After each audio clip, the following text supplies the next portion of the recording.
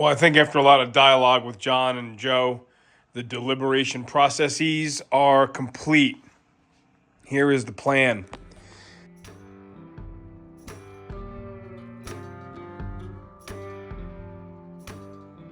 So the plan is to start pulling the motor out, breaking down the suspension, getting the wheels and tires off this thing. I want this whole thing out of my garage ASAP as possible. Put this back outside like we've done several times before. Get the convertible in here and slam a bunch of parts on that, making that car much, much, much better than it is. Well, I want to just check this motor out here quickly before we start painting it or doing something else with it. I wired up an ignition switch again. You guys know how I like to just use leftover ignition switches from the lawnmower. We have a X-Mark zero turn. And you just got to give 12 volts to it that the ignition switch will switch out to the crank signal on the starter. We don't need an ignition lead yet. We don't worry about that resistor wire. This isn't HEI anyway, so we just need to switch 12 volts. I have the plugs out. There's a flex plate on the back of the motor. And what I want to do, let's zip this off here quick. No idea what the top of this motor looks like. And I'm doing this actually for nothing, because I'm sure it is just fine. But it'd be nice to, we're going to crank it over here. Look how nice and clean this is in here. Do we have high hopes for skid mark running a 400 G block? More of the same, very much in good shape over here. Nothing in the valve covers. This is really pretty nice. You know, we do know that somewhere around 2000, the poor guys that sold this car and the guy that put the Tremec in and everything, he doesn't even know we have this thing. I don't know really know how to get hold of him. It looks like, according to the videos, even though it's got a fuel pump block-off plate here, I think that was all after the fact, according to the pictures I saw online of him showing the work he was doing to it.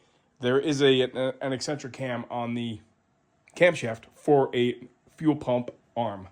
I have not cranked this over with the key yet. You're going to be witness to it together with me. Got no spark plugs in it. We don't need an alternator lead. We don't need an ignition lead. We're just going to crank the motor over and just see how things go. Let's see what happens. Stand by. This has to liven up the ignition switch, Steve-O. Otherwise, there's no power going to the switch, right? Okay, here we go. Fire in a hole. Let's see what happens.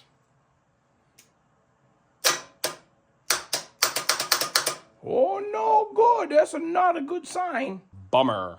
Let's see what the heck is going on here. The motor turns over fine. Could it be that we have a bad starter? All right, what do we have here? We have a new starter, and we have a fresh battery.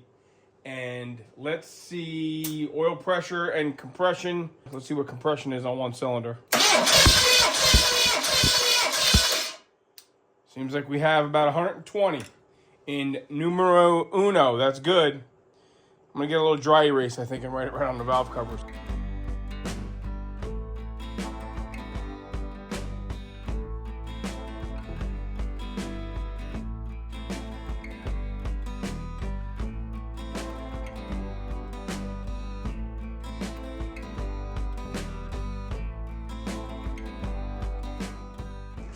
Well, okay, not ideal, but for a used engine, not so bad.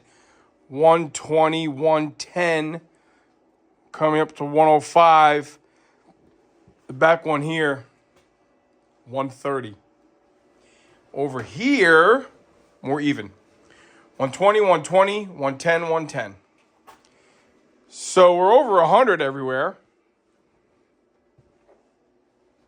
And we definitely have good oil pressure. Let's see how things look in here. Oh yeah, rockers are getting oilage. That's good. That's definitely good.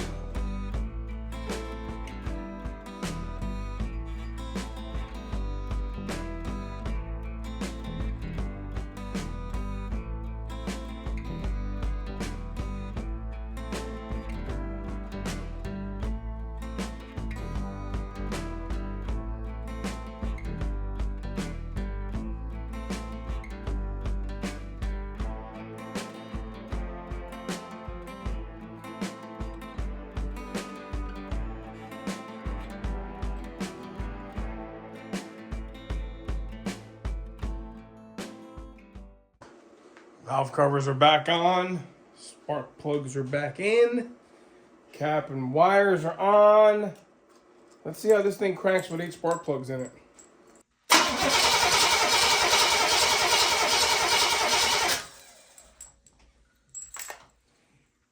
Sound like an Oldsmobile, huh?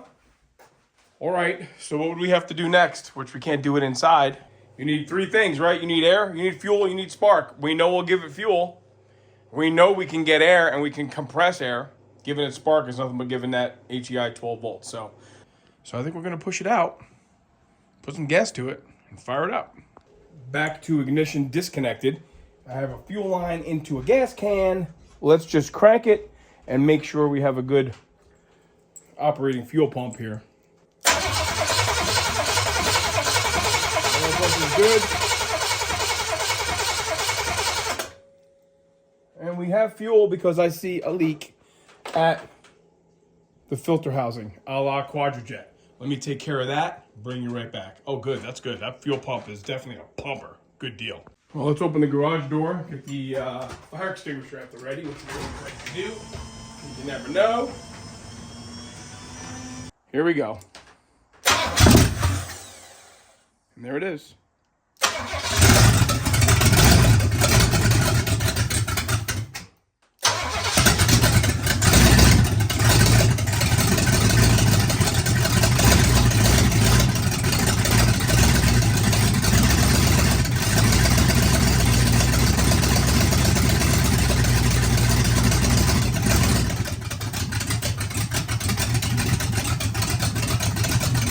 Badass right there.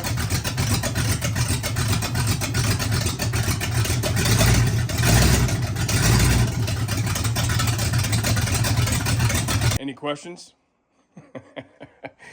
I guess it runs good. But no coolant, we can't run it long. There you have it. It runs great. No smoke, no nothing. It's been sitting for a couple of years. Let's give it another go here quick, just so you can hear the burble on the backside. What have I done? Nothing. I've just disconnected the... I disconnected the battery. Stand by.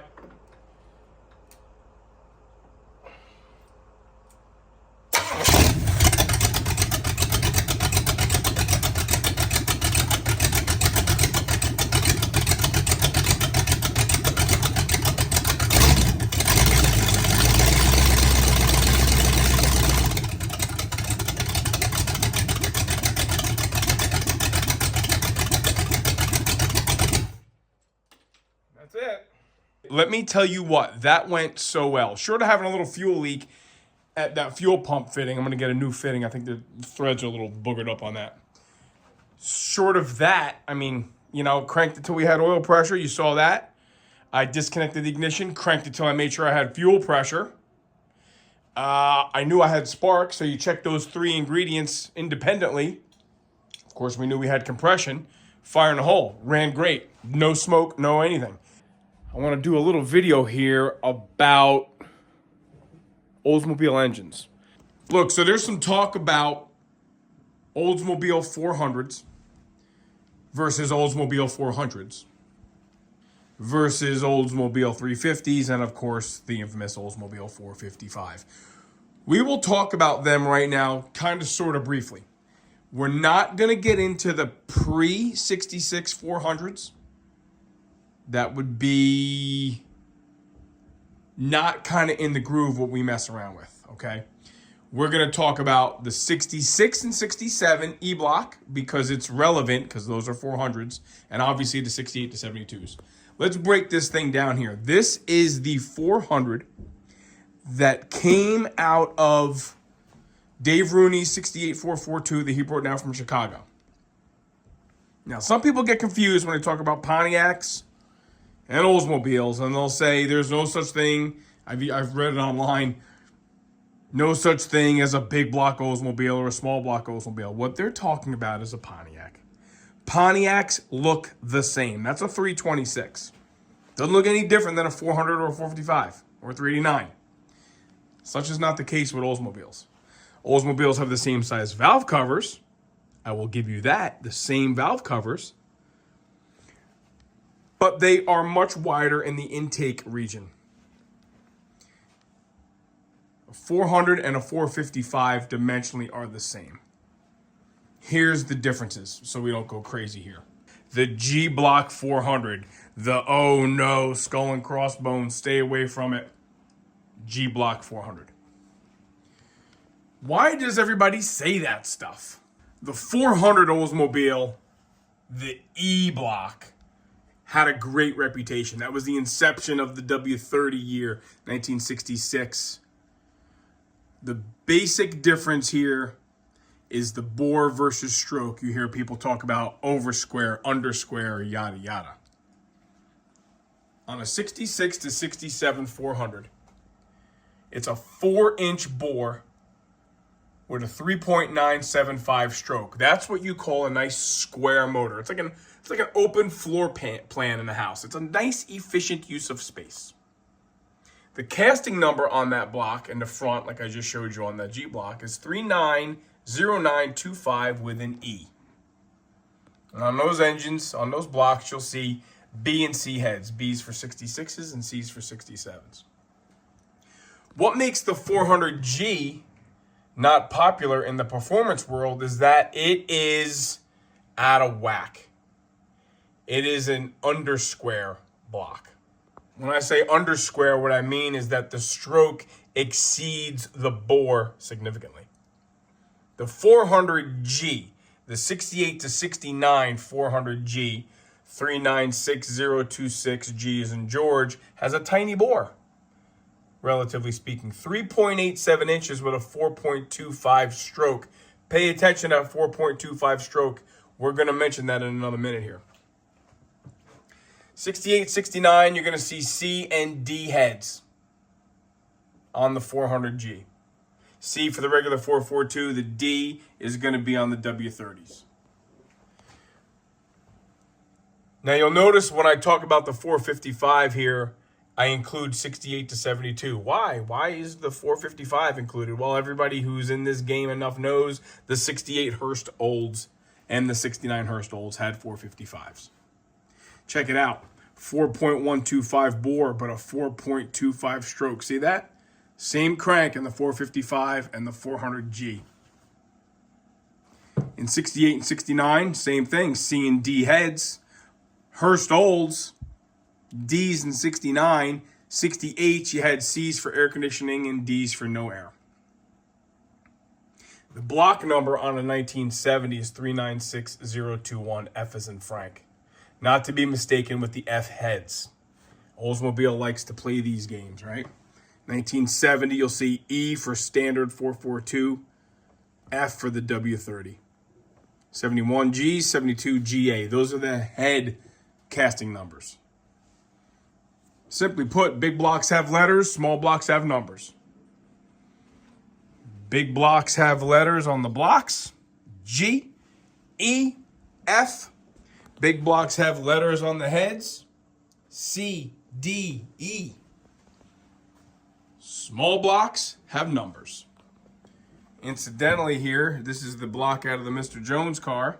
That's what you're going to see on a 68 to 72 350 block. 3955558 with a big 2. Instead of a letter, you're going to have a number. Number 5 heads. 5 heads and 350s are for 68 and 69s. Doesn't mean it's a W31. We've gone over that in other videos. It just means that's the casting number for the cylinder head for 68, 69, 350. 1970 went to 6. 1971 went to 7s. 72 into 7As. So to reiterate, why does the 400G have such a bad reputation? Because by design here, fundamentally, a small bore with a long stroke does not like to rev. Doesn't like to get up on the power band. That's a low rev and torque type affair. The 400E, Oldsmobile came off of a very efficient engine with a 4-inch bore and a 3975 stroke. That performed very well, both on the street and on the track. There are a lot of cars out there with the G block that did very well on the track, but they oftentimes blew up. It's a good work motor. It's a good reliable engine, just not a performance engine. Let's go back to the 350 here for a second. That's got a 4057 bore bone stock with a 3385 stroke. A 350 Oldsmobile can rev way better than a 400G. This 400G might have been tuned up in a way it really doesn't want to be. Had headers on it. Had a Holly sniper on it. It's got kind of a high-rise intake on it. It's kind of dressed up. Had 391s in it. That rear end over there is 391s. Kind of dressed up like it's a high RPM unit. I think we're going to tame it down. I'm going to run these manifolds. I'm going to put a quadribog on it. And I'm probably going to swap with Yolan. We're going to swap cast iron intake in lieu of this high-rise aluminum. Get this thing to run a little bit more like it's supposed to. We might want to crack it open and see what cam is in there. There you go. I know there's all kinds of AI crap. You can go out there and type it in your phone and AI will spit it out. We're kind of anti-AI over here. I want to show you guys. I wish I had a 400E or even a 455 here to show you. But small bore, big stroke, big bore, short stroke, same crank in a 400G as you'll find in a 455. And you'll have a much bigger bore, a 4.0 stock bore, and a 66 to 67 400E. Okay?